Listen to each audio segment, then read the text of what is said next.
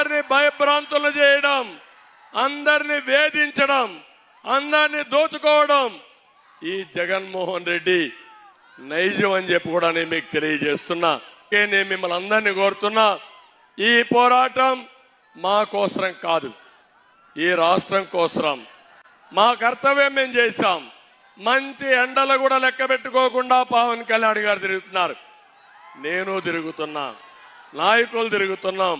ఇప్పుడు మాకు కావాల్సింది మీ సహకారం. సహకరిస్తామని మీరందరూ కూడా ఒక సంకల్పం చేయాల్సిన అవసరం ఉంది. ఇక్కడ మేము పెట్టిన అభ్యర్థులను కూడా మీరు చూస్తే అశోక్ గారి కుమార్తె పోయినసారి కూడా కంటెస్ట్ చేశారు, అదితి విజయలక్ష్మి,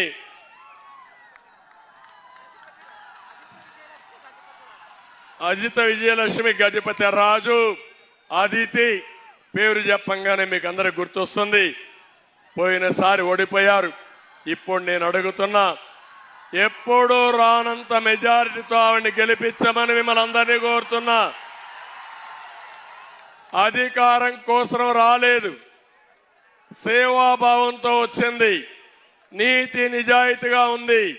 అలాంటి నాయకురాలు మీరు ఎన్నుకుంటే ఈ విజయనగరం ప్రజలకు న్యాయం జరుగుతుంది. అది మా భరోసా. నేను పవన్ కళ్యాణ్ గారు ఇద్దరం మీకు భరోసా ఇస్తున్నామని చెప్పి నేను మీకు తెలియజేస్తున్నా.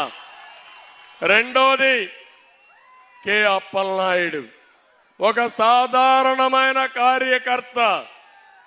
ఈరోజు విజయనగరం ఎంపీగా ఇచ్చామంటే అది మా ఆలోచన విధానం. సైకో జగన్ ఎవరికి ఇస్తాడంటే డబ్బులుండే వాళ్ళకి, లేకపోతే కాళ్ళు పట్టుకునే వాళ్ళకి, లేకపోతే ఊడిగం చేసే వాళ్ళకి ఇస్తాడు. మేము సేవ చేసే వాళ్ళకి ఇస్తాం. ఆ సేవా ప్రతిరూపం అప్పలనాయుడు అని చెప్పి నేను మీకు తెలియజేస్తున్నా. ఒక సాధారణమైన కార్యకర్త. మీ అందరూ కూడా ఆలోచించాలి, ప్రజల్లో ఒకడు విజయనగరం ప్రతిష్ట పెంచే నాయకుడిగా తయారు చేసే బాధ్యత మాదని మీ అందరికి తెలియజేస్తున్నాను. ఇక్కడ మీరు చూశారు, బొత్స కుటుంబం జిల్లాను దోచేసిన కుటుంబం, అవునా కాదా తమ్ముళ్ళు అడుగుతున్నా. ఎమ్మెల్యేలు వాళ్ళకి, ఎంపీలు వాళ్ళకి, మంత్రులు వాళ్ళకి.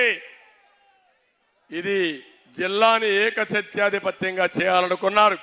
ఈరోజు మేము ఆలోచించేది ఇలాంటి సాధారణ కుటుంబంలో తీసుకొచ్చి ఒక సమర్థవంతమైన నాయకులుగా తయారు చేస్తామని చెప్పి కూడా నేను మీకు తెలియజేస్తున్నా. ఇంకో పక్క ఇక్కడికి వచ్చినప్పుడు నేను చూసినప్పుడు ఎన్ని ఇబ్బందులు ఉన్నాయో అన్ని ఇబ్బందులు మీకుండే పరిస్థితి వస్తా ఉంది. నేను అడుగుతున్నాను, ఇక్కడ ఒక ఎమ్మెల్యే ఉన్నాడు. ఏం తమ్ముళ్ళు? ఎమ్మెల్యే వీరభద్ర స్వామి. మా తమ్ముడు చెప్తున్నాడు, అంత మునుపు బొత్స కుటుంబం దోచుకుంటే మిగిలింది ఊట్ చేయడానికి ఇతను వచ్చాడు ఇప్పుడు. అవునా కాదా అని అడుగుతున్నా. ఈరోజు ఇక్కడ చూస్తే మొన్నటి వరకు విజయసాయి రెడ్డి, ఇంకో పక్కన సుబ్బారెడ్డి. ఎవళ్ళు మీరు అడుగుతున్నారు? నేను ఉత్తరాంధ్ర పైన మీ పెత్తనం ఏంటి? మీరు ఎక్కడి నుంచి వచ్చారు? ఈ ప్రాంతాన్ని మీరు అవినీతి చేయడానికి ఎవరిచ్చారు మీకు అధికారం?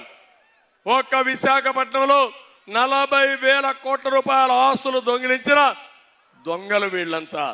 అందుకే నేను మిమ్మల్ని అడుగుతున్నా, నేను ఎప్పుడిచ్చినా అశోక్ గారిని కేంద్రంలో మంత్రి చేశామంటే ఈ ప్రాంతానికి ఇచ్చిన గౌరవం. ఈ ప్రాంతం ముద్దుల బిడ్డ ఎర్రమనాయుడిని కేంద్రంలో మంత్రి చేశామంటే అది ఈ ప్రాంతం పైన మాకుండే అభిమానం. ఈ రోజు మీరు చూస్తే సామాజిక న్యాయం అని చెప్పే పెద్ద మనుషులు సుబ్బారెడ్డి పెత్తనం, అంత మునుపు విజయసాయిరెడ్డి పెత్తనం, వీళ్ళకందరికి మనం బానిసలం అని అడుగుతున్నా. ఈ రోజు మీరు ఇంకో పక్కన చూస్తే ఒక సెంటు భూమి దొరికినా ఎమ్మెల్యే బినామీలు ఆలిపోతారు. ఒక